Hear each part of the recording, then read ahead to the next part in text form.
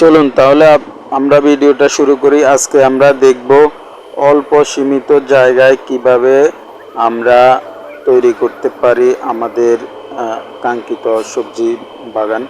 তো এই সীমিত জায়গাতেও আপনি করতে পারবেন আপনার সবজি বাগান। তো তার জন্য আমরা দেখুন এভাবে আগে ছোট ছোট করে ভাগ করেছি।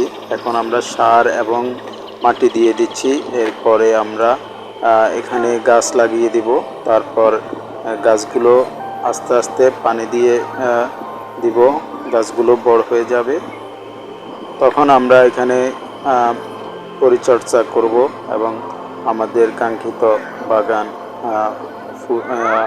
অবশ্যই সবজিতে পরিণত হয়ে যাবে। তো তার জন্য আমাদেরকে একটু পরিশ্রম করতে হবে। পরিশ্রম করার সাথে সাথে দেখুন আমার এখানে অনেকগুলো সবজি হয়ে গেছে। পরবর্তীতে এমন ভিডিও দেখতে চ্যানেলটি সাবস্ক্রাইব করুন।